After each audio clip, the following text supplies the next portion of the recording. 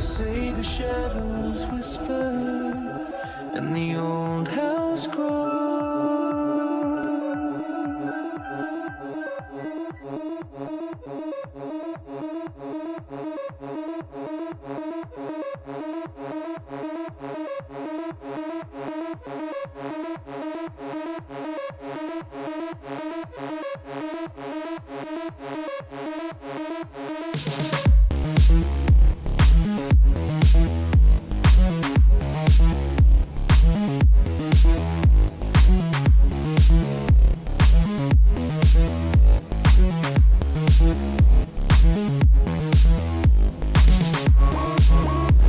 Why American political leaders struggle to give up power.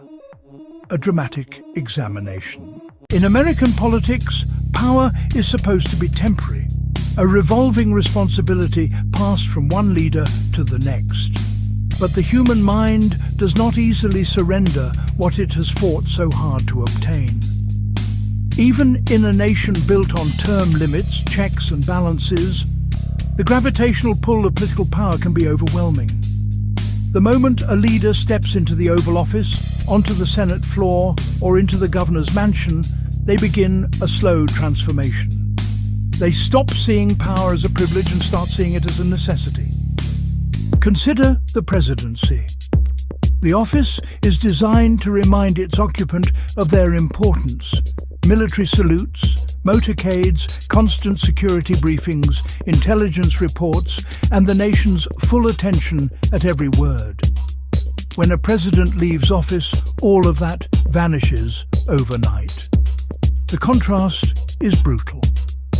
Harry Truman described the moment power leaves a president's hands as going from being president to plain Mr. Truman in less than a minute.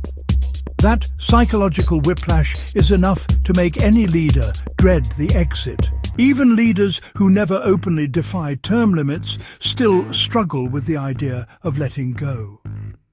Lyndon B. Johnson, exhausted by the Vietnam War and politically wounded, stunned the nation when he announced he would not seek re-election. The decision tore at him. He had climbed the ladder for 40 years. Stepping back felt like severing a part of himself.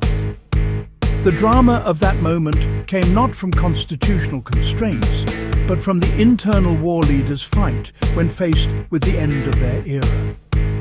In Congress, the story is different, but just as dramatic.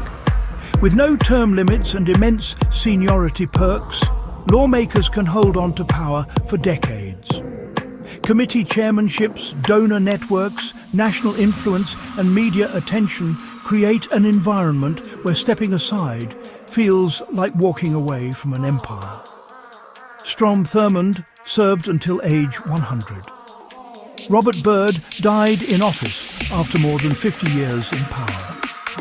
Dianne Feinstein, frail and battling health issues, continued serving under immense pressure, illustrating how deeply the identity of a political leader fuses with the role they hold. Power does not simply elevate, it isolates.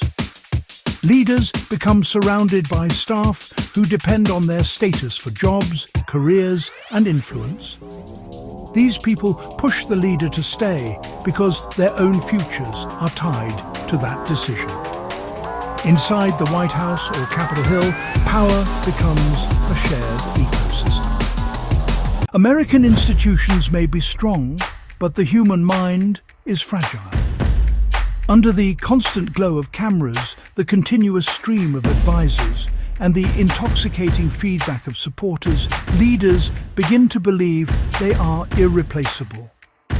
The ego becomes a fortress protecting them from confronting their own limits.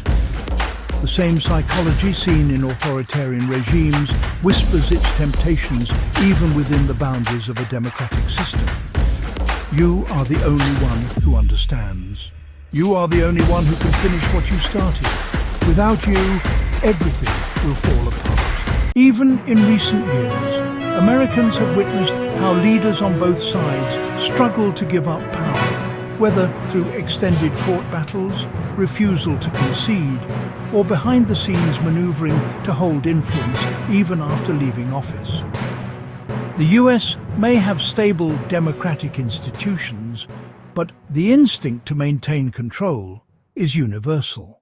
The drama is not partisan, it is human. Behind every political figure is a deeper fear. Fear of becoming irrelevant, fear of losing protection, fear of having their legacy rewritten by rivals, fear of stepping into the void where the spotlight no longer reaches. When American leaders cling to power, it is not always because they seek tyranny, but because they face the same internal demons that toppled ancient kings and modern dictators.